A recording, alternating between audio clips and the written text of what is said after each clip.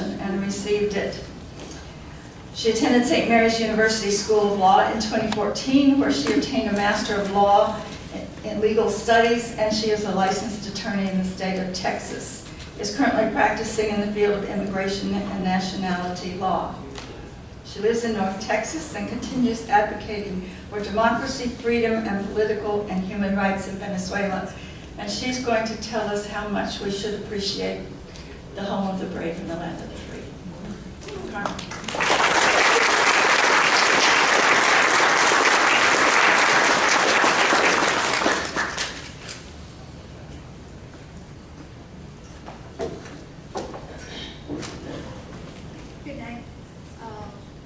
Thank you for the opportunity to appear before you. It is an honor that I can speak to you and explain you a little bit what is happening in my country. And thank you for this country that allowed me to pursue life, liberty, and happiness.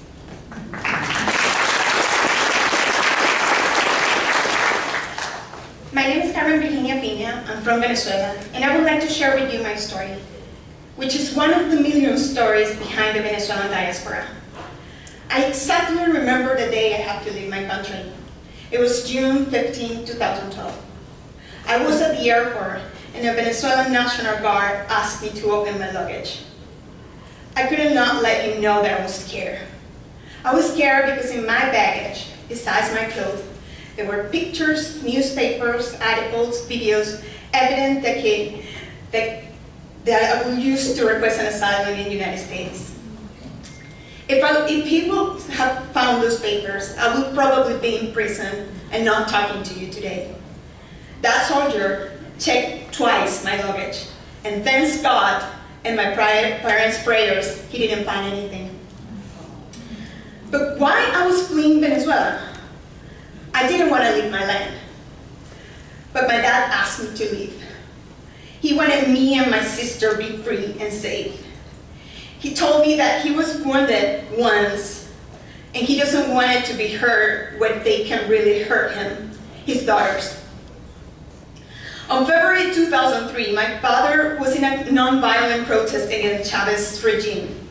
He was shot and almost killed by a soldier. Since that day, me and my family stand against communism. During 12 years, I was persecuted. I was threatened with jail. I had to run to avoid tear gas. I had to keep silent the time a soldier pointed a gun at me. As you can tell, a socialist regime changed my life, but also changed little by little the principles and the values of my nation. I would like to give you a glance of how Venezuela was and how we ended being a total chaos. During 1970 and 1980, Venezuela was the richest country in Latin America, the strongest democracy of the area. Venezuela was one of the 4 Latin American countries certified by the World Bank as the upper middle income economy. Venezuela was a beacon of light in a region plagued by insurgency. During decades, Venezuela opened the doors to thousands of immigrants from all over the world. For many, it was the land of opportunities.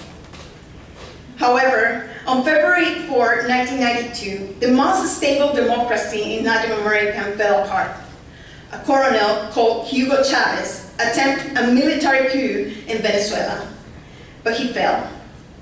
Fortunately for him, and unfortunately for my country, in 1994 he was pardoned by the president of Venezuela, Rafael Caldera. On his release, Chavez traveled to Cuba. He was delighted by Fidel Castro. The Cuban dictator persuaded Chavez to achieve the power through elections. On his return to Venezuela, Chavez captured people's attention, promising a third way between socialism and capitalism. On December 1998, Chavez won the presidency of Venezuela.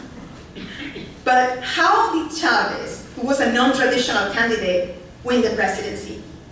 Venezuelan people was fascinated by Chavez's charisma. He was very persuasive, a master of language. With the support of many Venezuelans, in 1999, Chavez drafted a new constitution tailored to his wishes.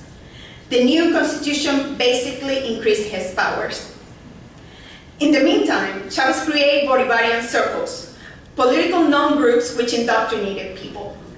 They also received guns and military training to defend Chavez's revolution. Bolivarian circles spread Chavez idolatry and a radical speech against middle class. These were the group who persecuted me and my family. Even last year, they were looking for my father. Due to all these radical changes, on April 2002, Venezuelan opposition parties called to a national protest to request Chavez's resignation. Millions of Venezuelans joined the rally. In response to this protest, Chavez ordered the Venezuelan army to activate a contingency plan to shoot and kill protesters. Some of the members of the military high command refused. Nevertheless, Bolivarian circles accomplished the order. Military high command demanded Chavez to resign. He left the government, but pro-Chavez soldiers and Bolivarian circles brought him back to power. Once back in power, Hugo Chavez realized the relevancy of controlling Venezuelan oil company PDVSA, the company which provided 70% of the revenue of the country. On December 2002, Chavez fired the president of PDVSA and designated a militant of the Communist Party to control the company, basically. PDVSA managers and employees refused to the decision and called to a national strike. My father was one of the national managers.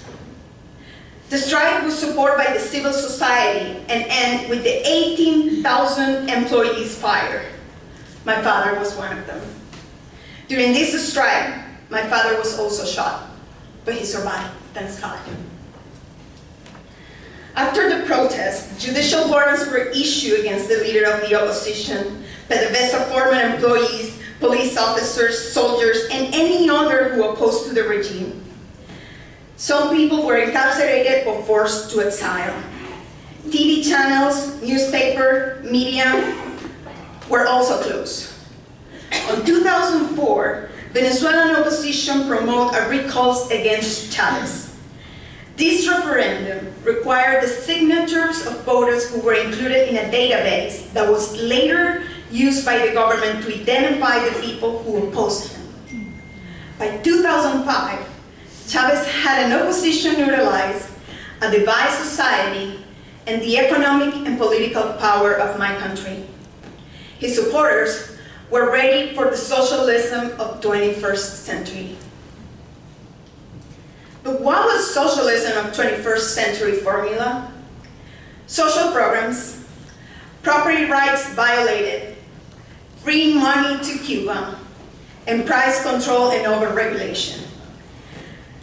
Chavez created Bolivarian missions, social programs that provide houses, subsidized food, and salary to poor people. These aids kept low-income class pleased and devoted to the revolution. The property rights were vanished. Professor of Harvard, Ricardo Hausmann, revealed that Chavez regime expropriated 1,400 companies and over 9 million acres of land. The government seized farms, banks, airlines, factories, hotels, restaurants, supermarkets, drugstores, and even houses. He also developed oil agreements with Cuba. Chavez entered an agreement to provide 53,000 oil barrels per day to the island. In return, Cuba had to send doctors, dentists, and sport trainers. Basically, he was giving our money away. The price control and overregulation. Businesses that were not nationalized had to comply with strict prices and control regulations. The government determined the price of the product despite the cost of the production and the investment. He set aside the business class. In Latin America, Chavez created ALBA, a bloc of socialist and lefty governments in the region with an anti-American rhetoric. From 2005 until 2012, Chavez repeated the same plot to annul any group or person who opposed the regime. Before his death in 2012, Chavez announced his successor, Nicolás Maduro Moro. the socialism of 21st century was accomplished. I would like to explain in simple words what is the situation of Venezuela today. And I'll allow myself to use a phrase of Margaret Thatcher that states, "The problem with socialism is that you eventually run out of other people's money." And this is exactly what happened with Venezuela. And this is exactly the issue that Maduro is facing right now. According to Harvard professor Ricardo Hausman, on 2012, when oil price was $100 per barrel, Venezuelan government was suspended as if the oil price was $200. On 2014, the oil price collapsed, and the dream of the socialism ended, triggering the biggest Latin American human crisis.